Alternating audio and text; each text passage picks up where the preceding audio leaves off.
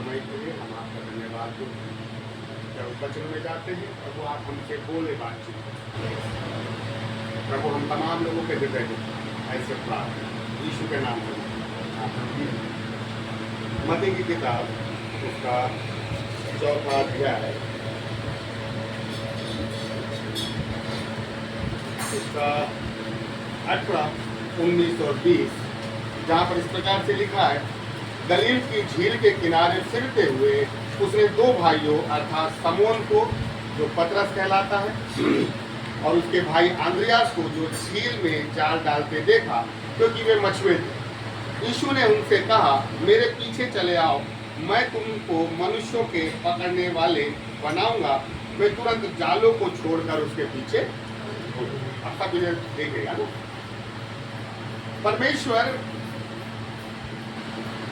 परमेश्वर को समझना है, क्योंकि जो व्यक्ति जितना परमेश्वर को समझेगा वो उतना ही परमेश्वर के करीब आएगा।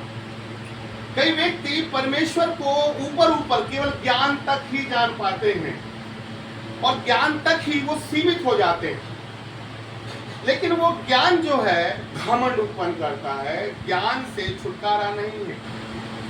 लेकिन जो व्यक्ति परमेश्वर को दिल से जानने की कोशिश करता है, परमेश्वर उसके दिल में अपने प्रकाशन को भेजता जाता है ताकि उस प्रकाशन के माध्यम से वो परमेश्वर को बड़े करीब से जान सके। अब ये मेरे ऊपर है कि मैं खुदा के कितने करीब मैं जा सकता हूं। खुदा ने किसी व्यक्ति के लिए कोई भी बाउंडेशन नहीं रखा है। सबके पास 24 घंटे हैं, सबके पास अपना समय है, सबके पास अपना अपना व्यक्तिगत जीवन है और इस 24 घंटे का उपयोग हम अलग अलग हिस्सों में करते हैं, लेकिन खुदा 24 घंटे हम पर अपनी नजर रखे हुए रहता है कि उसके बच्चे कब उसके पास लौट के आएंगे। अब ये मेरी जवाबदारी है कि मैं उस 24 घंटे में कितना खुदा को जानने की कोशिश करता हूं। हम बहुत बिजी हैं, बहुत काम है, बहुत सारी चीजों में दिमाग खुल जाए, लेकिन मसीह रास्ता इतना आसान भी नहीं है। अगर मैं खुदा से प्यार करता हूं तो मैं अपने जीवन में दाएं बाएं मेरे जीवन में कौन सी परिस्थितियां हो रही है, मेरे परिवार में कौन सी परिस्थितियां हो रही हैं, कौन कौन सी चीजें मेरे आत्मिक जीवन को प्रभावित कर रही है, मैं इस पे रत्ती भर भी ध्यान नहीं देता। क्यों? क्योंकि मैं उस निशाने की ओर दौड़ने निकला हूं जिस निशाने की तरफ मेरा खुदा मेरा इंतजार कर रहा है। मैं दाएं नहीं देखता, मैं बाएं नहीं देखता, क्योंकि मुझे मालूम है अगर मैं दाएं बाएं देखूंगा, परिवार की चीजों में उलझूंगा, मेरा आत्मिक जीवन बिगड़ जाएगा और मैं उस दौड़ से पीछे हट जाऊंगा। 24 घंटे हैं मेरे पास, इस 24 घंटे में मेरा ध्यान केवल खुदा की तरफ लगा रहता है कि प्रभु मैं किस स्पीड के साथ तेरे पास जल्दी से जल्दी पहुंच सकता हूं। मैं नहीं चाहता कि मैं खुदा के पास लंगड़ लंगड़ के चलूं, मैं नहीं चाहता मैं खुदा के पास ऐसा रेंग रेंग के जाऊं, मैं ऐसा नहीं चाहता कि मैं दौड़ूं, एक समय में बहुत दौड़ूं, हापूं, खुदा से पाऊं और थक कर आराम करूं और अपने दर्शन से भटक जाऊं। लेकिन जो खुदा के पीछे चलता है ना, उसका ध्यान केवल खुदा की तरफ लगा रहता है। वो दाएं बाएं और अपने जीवन अपने परिवार में विषम परिस्थितियों की तरफ ध्यान नहीं देता, क्योंकि वही चीजें हैं जो हमें ना उलझा देती है। इसका मतलब ये नहीं है कि मैं परिवार में अब्सेंट हो जाऊं, अब्सेंट नहीं होना है, परिवार में प्रेजेंट लेना है, प्रेजेंट रहना है। लेकिन बाइबल कहती तुम जगत के क्या हो, नमक हो, पृथ्वी के नमक हो। नमक क्या करता था? वो घुल जाता है, पानी में घुल जाता है, पर दिखाई देता है क्या? नहीं देता। घर में रहना है, घर में रहना है, लेकिन प्रार्थना करना है और अपने प्रार्थना के उस प्रभाव से उन तमाम लोगों के जीवन में जो कड़वाहट है उसको नमकीन कर देना है। मुझे अगर मैं खुदा के उस दर्शन की तरफ, उस खुदा के उस लक्ष्य की तरफ यदि मैं दौड़ रहा हूं तो खुदा मेरे अंदर वो नमक को डालेगा जिस नमकीन स्वभाव से मैं हर एक कड़वाहट से भरे लोगों के स्वभाव को बदल सकता हूं। लेकिन 24 घंटे मैं रहता कैसा हूं खुदा के साथ? मेरा रहना, कई लोग रहते हैं जिनके रहने ना रहने से कोई फर्क नहीं पड़ता, वो रहे भी तो ठीक, नहीं रहे भी तो ठीक, लेकिन मेरे रहने से खुदा को, मेरे ना रहने से खुदा को फर्क पड़ना चाहिए। क्या रजनीश कहा है? मेरे ना रहने से, हमारे ना रहने से खुदा को फर्क पड़ना चाहिए कि हाँ शालोम आज क्यों नहीं आया है। लेकिन उसके लिए मुझे खुदा पर 24 घंटे अटेंशन देना पड़ेगा। आप इतना प्यार करो खुदा से, इतना प्यार करो, तो मेरी सोच, इतना प्यार करो खुदा से कि खुदा आपके बिना रह नहीं पाए। ये प्यार है साहब, ये प्यार थोड़ी का कि 1 घंटे का प्यार, 2 घंटे का प्यार और प्यार स्वाहा। प्यार वो होता है कि सामने वाला भूल लेना पाए 2 सेकंड के लिए भूले तो अरे वो कहाँ है। तो मुझे उस प्यार को अगर पैदा करना है तो मुझे उसके जीवन में अटेंशन देना पड़ेगा, मुझे खुदा को अटेंशन देना पड़ेगा, ताकि मेरे ना रहने से खुदा को फर्क पड़े। और खुदा उन व्यक्तियों को निकाल के लाता है जिन पर किसी का अटेंशन नहीं होता, जिसको लोग कूड़ा कचरा समझते हैं, नालायक समझते हैं, खुदा ऐसे कचरों को निकाल के लाता है। और जब वो निकाल के लाता है ना तो ऐसे नहीं छोड़ता, उनको बहुमूल्य भी बनाता है। ये हमारा खुदा है। वो कचरा बुलाकर कचरे जैसे नहीं पड़े रहे, कचरे से वो हीरा बनाता है ताकि दुनिया में चमके। जब हम इस अध्याय को पढ़ रहे थे, मैं जब गाड़ी में आ रहा था, मेरी कोई तैयारी नहीं है, लेकिन जब मैं सोचते सोचते आ रहा था तो मुझे एक बड़ी अच्छी चीज समझ में आई। इसमें 2 लोग हैं, पतरस और अंद्रियास। ये कैसे? ये मछुआरे हैं, ठीक है ना, और झील में जाल डालते देखा तो चीवे मछुए थे। अब आप कल्पना करें, अब कल्पना करें अगर ये मछुए हैं, मत बोलो भाई, मैं क्या बोलूं, वही बता रहा हूं, मैं बाइबल से ही बता रहा हूं। अगर आप देखें ये क्या थे? मछुए। तो मछुए के पास क्या होना चाहिए? जाल। अब यीशु मसीह इनसे पहली मुलाकात कर रहा है, मालूम क्या बोल रहा है? वो बोल रहा है, यीशु ने उनसे कहा मेरे पीछे चले आओ। और बाइबल कहती है कि मैं, और आगे कहता है यीशु मसीह, तो मैं तुमको मनुष्यों के पकड़ने वाले बनाऊंगा। वो तुरंत जालों को छोड़कर उसके मैं ये चीज प्रभावित करती है कि यीशु ने उनको बोला कि मेरे पीछे बोलो। पहली चीज, मैं तुमको मछली का नहीं मनुष्यों को पकड़ने वाला बनाऊंगा। और वो तुरंत जाल छोड़ भी दिए। इतना आसान है क्या कि उसने बोला और ये बिल्कुल पीछे पीछे तैयार, अपनी रोजी रोटी, जाल, परिवार, सारी चीज छोड़ के एक तरफा यीशु मसीह के पीछे हो लिए। क्या इतना आसान है? यहाँ चर्च में, हर संडे चर्च में प्रभु के बारे में बताते, फिर भी लोग क्या करते हैं? वो 2 घंटा यीशु मसीह के साथ रहते और बाकी 6 दिन 22 घंटे वो दूसरे यीशु को ढूंढ लेते हैं संसार में। लेकिन मैं यहाँ सोच रहा था, खुदा आपने केवल बोला और वो आपके पीछे कैसे बोलिए? ऐसा क्या था यीशु मसीह के पास कि यीशु के बोलते ही वो चेले जालों को छोड़ दिए? आज दिक्कत क्या है? दिक्कत यह है कि आज हम अपने जाले छोड़ते नहीं हैं। हम जालों को छोड़ते नहीं, जालों को और गूंदते हैं। हम अपने जीवन में जालों को गूंदने लग जाते हैं। हम पता है कि कहां से हमें खुदा ने किस जाल से निकाला है, लेकिन हम खुद उस जाल को गूंदकर फिर उस जाल में फंसने की तैयारी करते हैं। एक बार यदि मुझे खुदा ने मेरे जीवन से जालों को हटा दिया तो कभी मेरे जीवन में वो जाल रिपीट नहीं होने चाहिए। अब मेरे ऊपर है, खुदा मेरे को बोल रहा है इस जाल को जो सबसे पहले क्या बोला? जालों को जाल में छूटना चाहिए साहब।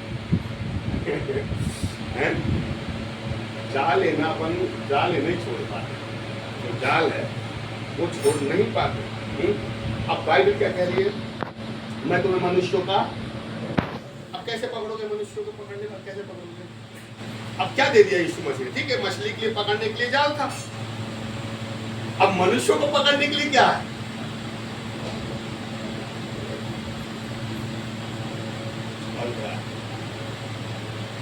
क्या है? कैसे पकड़ोगे आप मनुष्यों का? सोचना है, नहीं बताऊंगा। लेकिन जो मेरा विषय है कि इन दोनों ने, पतरस ने और शमौन ने, जब खुदा ने उनको बुलाहट दी, सबसे बड़ी चीज, खुदा ने उनको बुलाहट दी। बिना बुलाहट नहीं गए ये लोग, बुलाहट दी कि मेरे पीछे बोलो। तो सबसे पहले अपने उन्होंने जालों को छोड़ा, पहली चीज।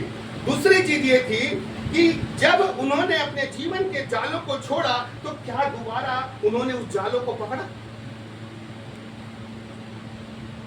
है? पकड़ा क्या? पकड़ा, जल्दी बताओ। भाई भी पढ़ो बेटा ना, दोबारा पकड़ा था इन लोगों ने। जब यीशु मसीह मारा जाता है, यूहन्ना 21 अध्याय में पतरस के साथ सब लोग जाल पकड़ने चले गए थे।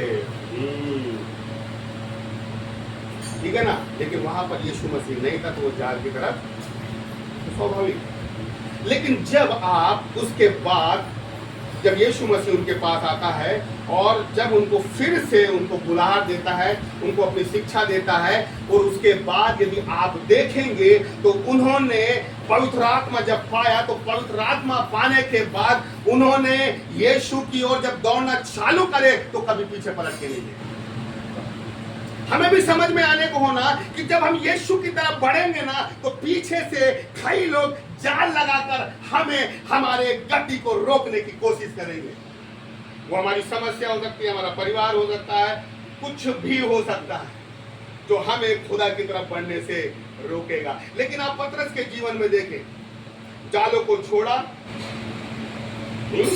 लेकिन जब पवित्र आत्मा उन्हें मिला, तो पवित्र आत्मा मिलने के बाद कभी भी उन्होंने जालों को नहीं पकड़ा। अब आप कल्पना करें, ये मछुए थे, तो इनकी संगति पहले किनके साथ होगी? मछुआरों के साथ। लेकिन पवित्र आत्मा पाने के बाद उनकी संगति कहाँ हो गई? चेंज हो गई। अगर प्रेरितों के काम में आप पढ़ो तो पवित्र आत्मा उन्हें जहां जहां लेके जा रहा था, वो लोग जहां जहां जा रहे थे, वहां वहां पर वो क्या कर रहे थे? काम कर रहे थे। यीशु मसीह जब हमें बुलाहट देता है, तो पुराने जीवन से जुड़े हुई तमाम चीजें, तमाम लोग हमारे जीवन से अलग होना चाहिए, हमेशा अलग होना चाहिए। अगर आप ये सोच रहे हैं, चलो अब मैं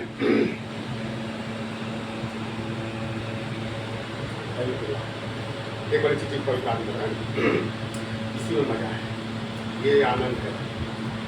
आज तुम लोग इस आनंद में चलो। सिमसोन के बारे में सब जानते हैं, ठीक है ना?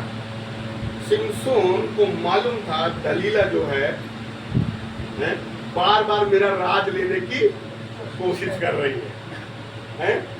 उसको मालूम था, वो समझ गया था, भाई अगर कोई मेरा बल पूछे तो भाई, और वो क्या कर रही है, अगर वो बोल रही है कि वो बोल रहा है कि मैं 7 सूखी तातों से बांधा जाऊंगा, तो फिर मैं, मेरी शक्ति क्या होगी? छीन होगी। और वो अगले दिन उसको तातों में बांध रही है। तो सिमसोन के दिमाग में आना चाहिए ना कि भाई मैं तेरे को जो बता रहा हूं, तू वैसा का वैसा कर रही है। तो ये सिमसोन समझ चुका था कि दलीला जो है क्या कर रही है? दलीला जो है वो उसे फंसाने की कोशिश कर रही है। और ये वही दलीला थी जिससे सिमसोन की एक जमाने में शादी टूट गई थी, इसकी बड़ी बहन से शादी हो गई, ठीक है ना? पाप हमेशा याद रखे, पाप पीछा करता है, नहीं छोड़ता था। हम आज भी, इतने समय हो गए हमको, आज भी पाप हमारा पीछा नहीं छोड़ता, बड़ा संघर्ष करना पड़ता है। लेकिन इस पाप से वो व्यक्ति बच जाता है जो अपनी आंखों की तरफ केवल खुदा को रखता है, क्योंकि खुदा उसको दूर ही दूर से इतना आनंदित करता चला जाता है, इतना स्वाद देता चला जाता है कि पीछे के पाप ना हमें, हमारे जीवन में कभी कामयाब नहीं हो पाते। लेकिन जो मैं आपको बताना चाह रहा था कि जब पतरस और आंद्रियास बुलाहट के बाद जब पवित्र आत्मा पाए, तो कभी आप उनके जीवन में प्रेरितों के काम से प्रकाशित बात करते हो, कभी रुके नहीं हो, कभी नहीं रुके। एक बार यदि खुदा ने हमें बुलाहट दी, पवित्र आत्मा दिया, ये सोच के चलो कि रुकना नहीं है। अगर मेरे पीछे हजारों लोग मेरी टांग पकड़ के भी खींचे, तो भी उन हजार लोगों को खुदा के लिए घसीटते हुए खुदा की ओर आगे बढ़ना है। और ये होगा, हमेशा याद रखो। और सताओ घर से ही चालू होता है। यदि हम बढ़ना चाहते हैं तो घर से ही। अब वो घर कलीसिया भी हो सकती है, कुछ भी हो सकता है। लेकिन जो एक बहुत अच्छी चीज मेरे दिमाग में आई, दूसरा राजा कैसे, कुछ कुछ चीजें हमें अपने दिमाग में डालने की जरूरत है। दूसरा राजा 4 अध्याय 8 पद।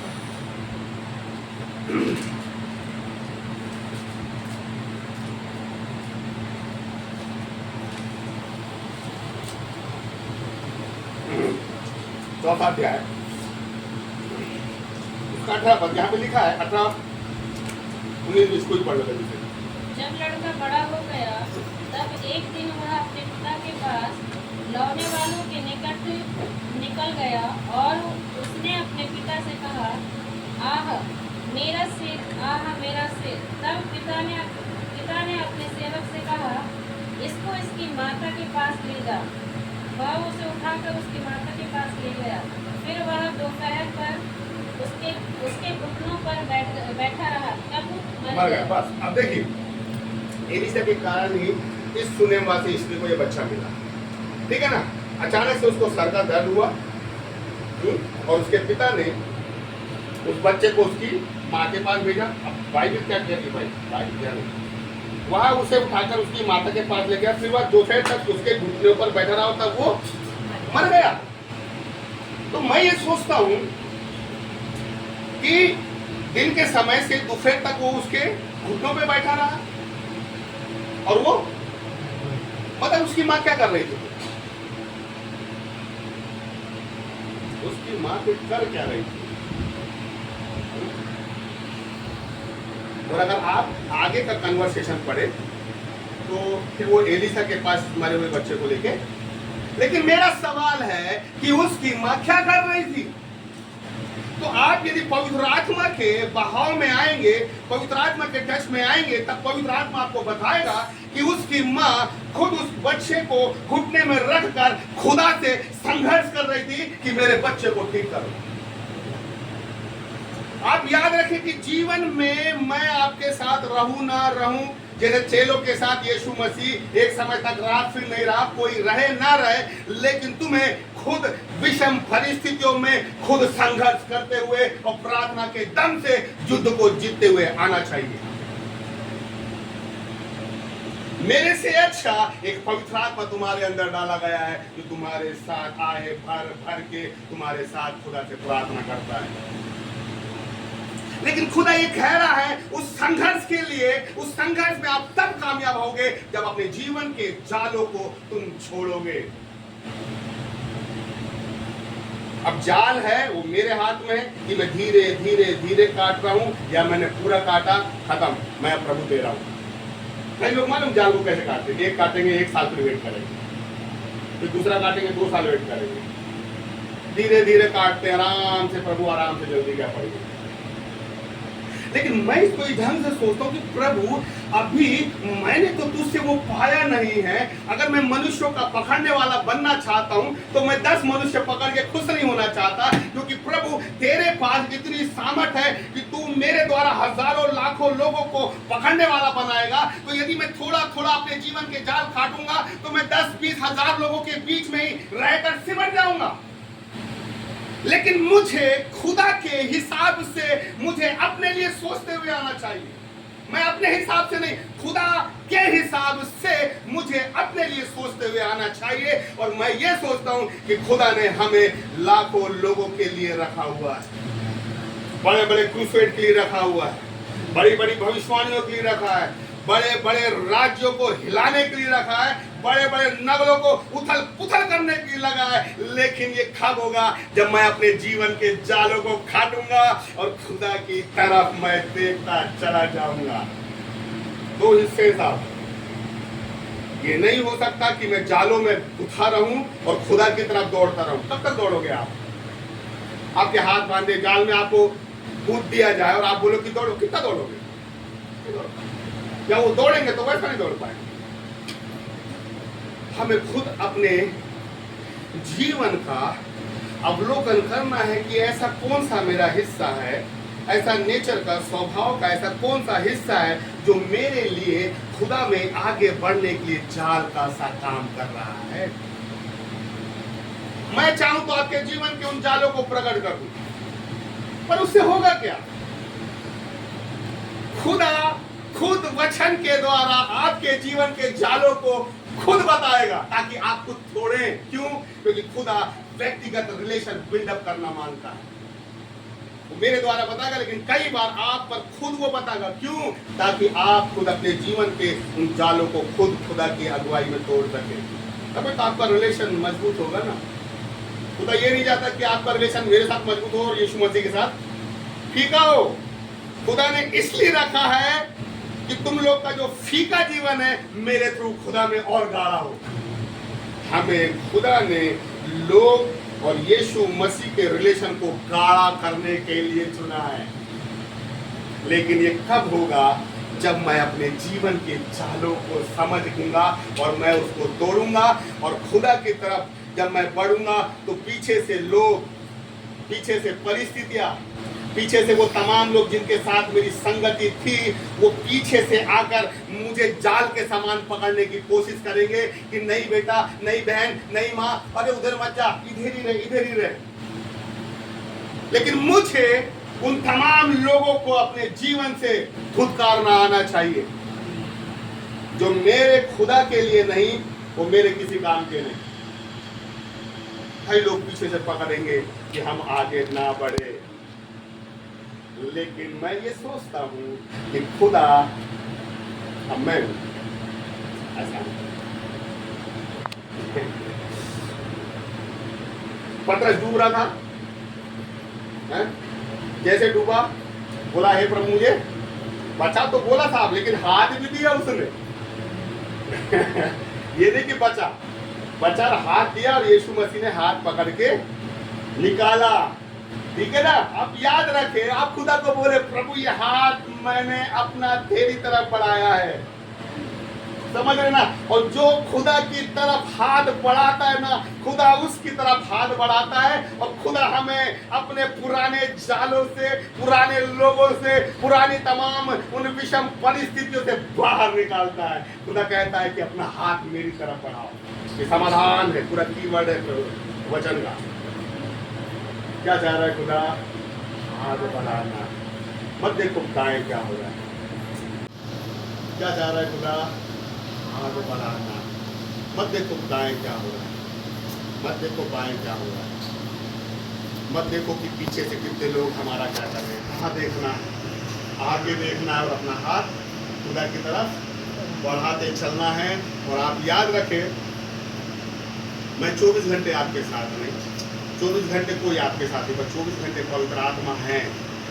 आप पवित्र आत्मा के साथ रह के उस सुनेमवासी स्त्री के समान संघर्ष करें खुदा से। खुदा मेरा बेटा ठीक होना चाहिए, प्रभु मेरे परिवार का ये व्यक्ति ठीक होना चाहिए, प्रभु मेरे जीवन की ये परिस्थितियां बदलना चाहिए।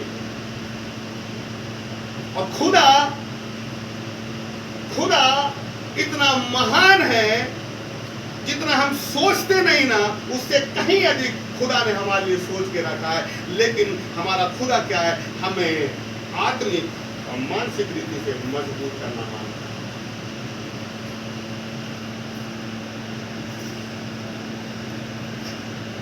सिमसोन के लिए दलीला एक जाल थी, सिमसोन के लिए दलीला एक जाल थी।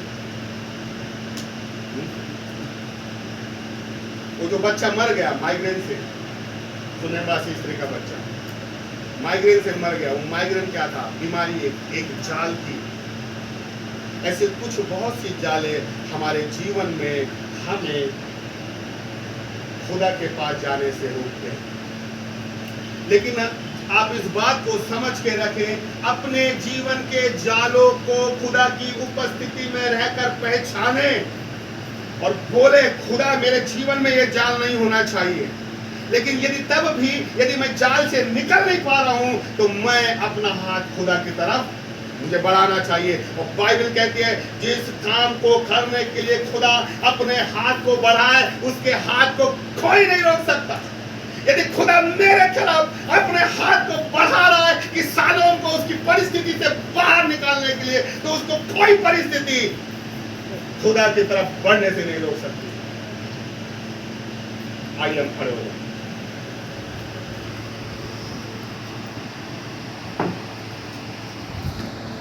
मुझे मेरे जीवन मेरे परिवार में वो जाल नहीं चाहिए। सोचें और बात करें खुदा से कि खुदा मेरे जीवन मेरे परिवार में वो जाल, जो भी आपको लग रहा है कि हाँ मेरे जीवन में वो जाल है, मेरे परिवार में वो जाल है जिसके चलते परिवार में मेरे जीवन में मैं आत्मिक उन्नति नहीं कर रहा हूं। पवित्र आत्मा एक बार फिर हम तेरे पास में प्रभु, कई बार जीवन में बहुत संघर्ष करना पड़ता है खुदा, कई बार जीवन में तूफानों का सामना अकेले करना पड़ता है प्रभु, कई बार मेरे प्रभु विपरीत हालातों में खुद जूझना पड़ता है प्रभु, कई बार खुदा ऐसा लगता है मेरे खुदा की खास कोई हमारे साथ इन दुखों की भरी वादियों में हमारे साथ रहे, कोई हमारे सुने, कोई हमारे आंसू पोंछे, कोई प्रभु हमारे साथ खड़ा रहे प्रभु। लेकिन खुदा ऐसी तमाम परिस्थितियों में हम अकेले और तन्हा ही पाए जाते हैं खुदावंद प्रभु। लेकिन खुदावंद हम अकेले नहीं रहते, तू हमारे साथ रहता है यीशु, तू हमारे साथ रहता है खुदा प्रभु। मेरे खुदा हम अकेले नहीं है खुदा, हमें लगता प्रभु हम अकेले, हमें लगता प्रभु हम अकेले संघर्ष करें प्रभु, हमें लगता प्रभु कि अकेले ही प्रभु हम युद्ध लड़ रहे हैं, हम जीवन में अकेले हो गए खुदा। लेकिन बाप हम अकेले नहीं है खुदा प्रभु। आज हम अपना हाथ प्रभु तेरी तरफ बढ़ाते हैं, ये सीधा हाथ प्रभु हम तेरी तरफ बढ़ाते हैं। सब लोग अपना हाथ खुदा की तरफ बढ़ाएं और बोले खुदा मैं इस जाल में बंध गया हूँ, मैं इस जाल में घुट गया हूँ और मैं इसी जाल में प्रभु नीचे होता जा रहा हूँ प्रभु। मैं अपना हाथ तेरी ओर बढ़ाता हूँ खुदा प्रभु। तू आज अपना हाथ मेरे हाथों की तरफ बढ़ाकर मुझे मेरे जीवन की उस परिस्थिति से बाहर निकाल दे खुदा। आज मेरे प्रभु मैं और हम लोग अपने जीवन के उन जालों को तोड़ देते हैं, हम अपने जीवन के उन जालों को काट देते हैं, हम अपने जीवन के उन तमाम परिस्थितियों को काट देते हैं, हम अपने जीवन के उन तमाम ऐसे हिस्सों को बदल देते हैं जो मुझे मेरे खुदा से प्यार करने से रोकता है, जो मुझे मेरे खुदा से गले लगने से रोकता है, जो मुझे मेरे खुदा के और दिल को समझने से रोकता है, जो मुझे खुदा में दौड़ने से रोकता है, जो मुझे खुदा में आगे आने से रोकता है प्रभु। उस पुराने स्वभाव को, उस बाप दादाओं से चले आने वाले स्वभाव को, ओ प्रभु उस समाज के स्वभाव को प्रभु यीशु के नाम से उस जालों को काट देते हैं, काट देते हैं काट देते हैं, काट देते हैं खुदावंदा, काट देते हैं प्रभु। आज हम अपने जीवन के उन तमाम हिस्सों को काट देते हैं खुदावंद प्रभु। आज मैं अपने जीवन के उस गंदी आत्मा को काट देता हूँ प्रभु। आज हम अपने जीवन के उन तमाम ऐसे हिस्सों को खुदा ओ काट देते हैं प्रभु जी, जो मुझे तुझसे प्यार करने से रोक रहा है खुदा प्रभु। ना तो मैं दाएं देखूंगा, ना तो मैं बाएं देखूंगा, ना तो मैं पीछे देखूंगा, ना तो मैं किसी व्यक्ति को देखूंगा, ना तो मैं पिछले समय की किसी चीज को देखूंगा, ना तो मैं किसी परिस्थिति को देखूंगा, ना तो मैं परमेश्वर प्रभु धूप देखूंगा, ना तो मैं छाव देखूंगा, ना मैं अंधकार देखूंगा, ना मैं रोशनी देखूंगा, लेकिन हर समय 24 घंटे तुझसे प्यार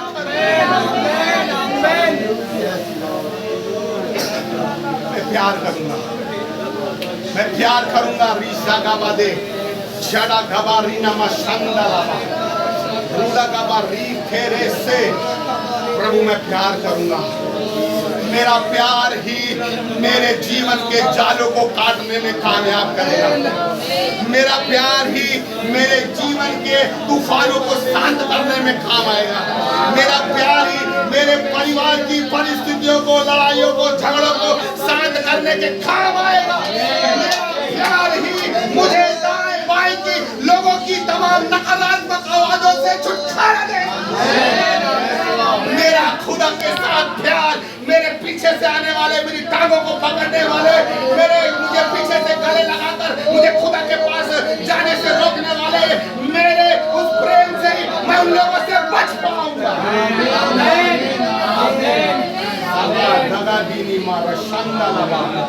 प्रभु मेरा प्यार मेरे लिए छुटकारे का कारण बनेगा। मेरा खुदा के साथ प्यार मेरे लिए छुटकारे का, मेरे परिवार के लिए छुटकारे का, वरन मेरे माध्यम से बहुत से लोगों के लिए, परिवार के लिए छुटकारे का कारण बनेगा।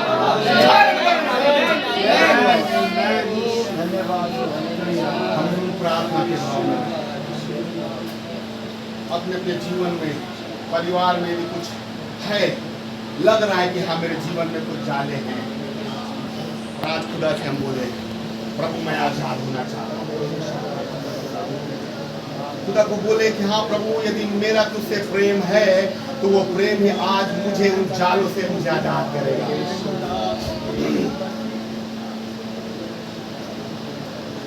रूहे पाक खुदावन तू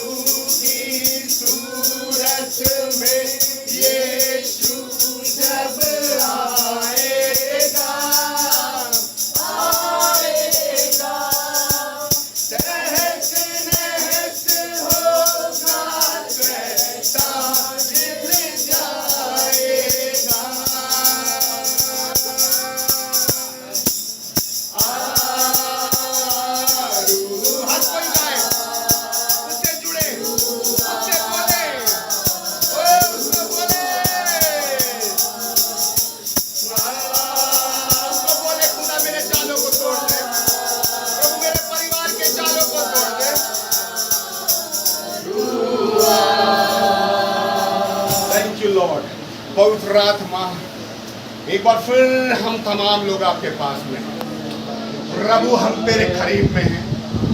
प्रभु पहले हम दाएं बाएं आगे पीछे सब जगह देखते थे खुदा, लेकिन जब से तूने हमें बुला दी अब हम दाएं बाएं पीछे नहीं, लेकिन अब हम आगे देखते चले जा रहे हैं खुदा। प्रभु अब पीछे हमारा कोई हिस्सा नहीं है, अब दाएं हमारा कोई हिस्सा नहीं है, अब बाएं हमारा कोई हिस्सा नहीं है, लेकिन अब हमारा केवल आगे और आगे वाला हिस्सा है खुदा। बाबा रेना मशेंदा प्रभु इन बच्चों को छू ले, एक एक को टच, एक एक को स्पर्श,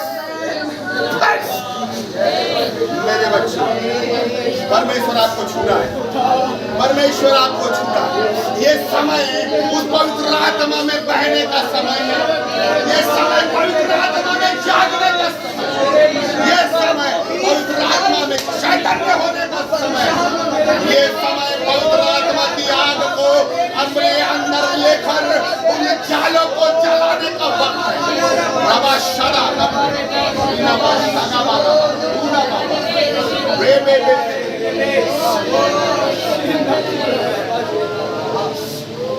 थैंक यू लॉर्ड।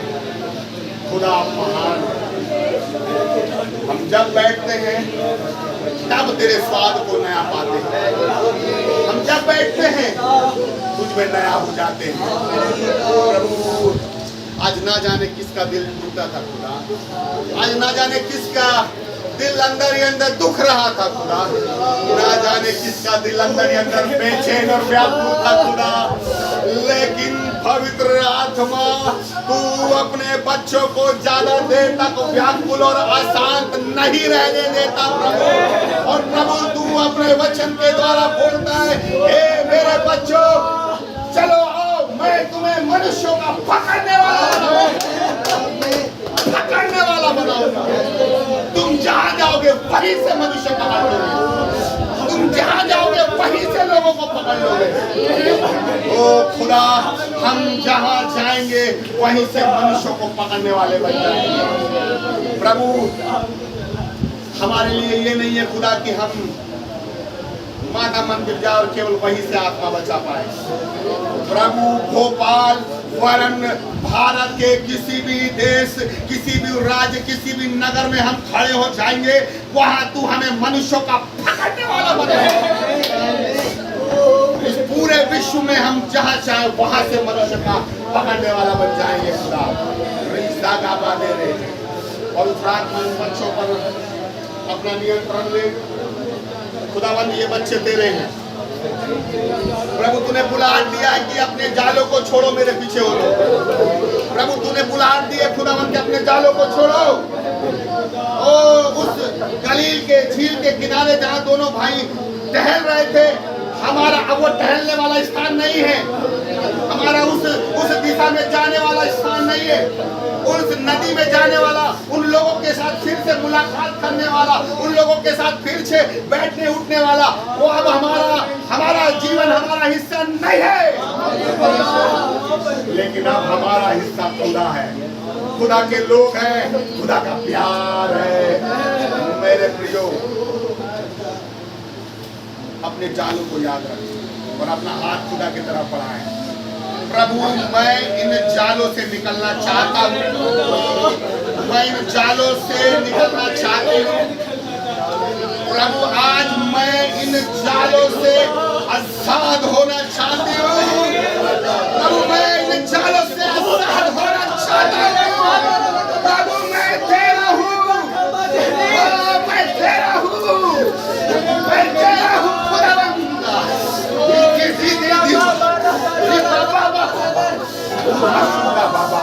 मैं तेरा हूँ, मैं तेरा हूँ, अब से मैं केवल तेरा हूँ खुदा। ना तो दाएं ना तो बाएं ना तो पीछे, लेकिन अब मैं तेरा हूँ खुदा। अब मैं अपना हाथ तेरी तरफ बढ़ाता हूँ। मुझे पुरानी सोच, पुरानी मानसिकता, पुराने जीवन, पुराना नेचर, पुराने दोस्त, पुराने लोग, पुराना वो रास्ता, प्रभु आज मुझे वहां से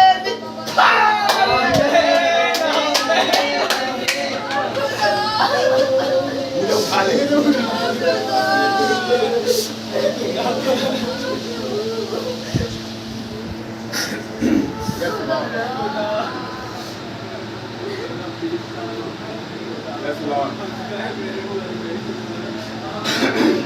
हम आत्मा में रहे मेरे दोस्त, हम आत्मा में रहे। खुदा कुछ मेरे दिमाग पे डाल रहा है। अगर कोई मेरे साथ ना जाए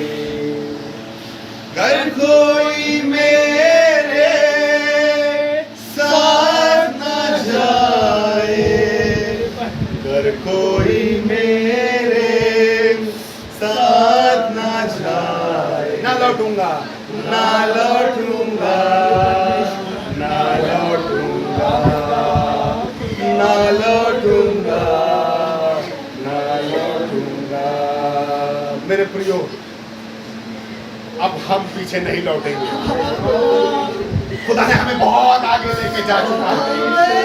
अब हम पीछे लौट के नहीं जाएंगे, पीछे पलट के भी नहीं देखेंगे। पीछे कौन लोग, कौन व्यक्ति, कौन दोस्त, कौन सी परिस्थिति हमारा पीछा कर रही है, हम नहीं देखेंगे। और मैं आपको बताऊं, यदि जब मैं खुदा की तरफ आगे बढ़ रहा हूं ना, जब हम खुदा की तरफ आगे बढ़ रहे हैं ना, तो पीछे से आने वाली परिस्थिति उसको भी एक समय के बाद हम दिखाई नहीं देंगे। इतना खुदा हमें करीब लेके चला जाएगा। जो आज हमारा पीछा कर रहे हैं ना, हम उनको दिखाई भी नहीं देंगे। कर कोई मेरे साथ न जाए, कर कोई मेरे साथ न जाए, ना लौटूंगा, ना लौटूंगा। Thank you, Lord. Yes, Lord. Yes, Jesus. उससे जुड़े, बोले खुदा मैं तुझे प्यार करता हूँ। I love you, Lord. I love you, Lord. I love you, only you, the Lord. I love you. I love you. I love you. I love you, Lord. I love you, Lord. तू मेरा प्यार है खुदा, तू मेरा पहला प्यार है खुदा, तू मेरा पहला प्यार है, तू मेरा पहला प्यार है। मेरे प्यार से तूने प्यार किया, हाथों को उठाकर तूने प्यार किया,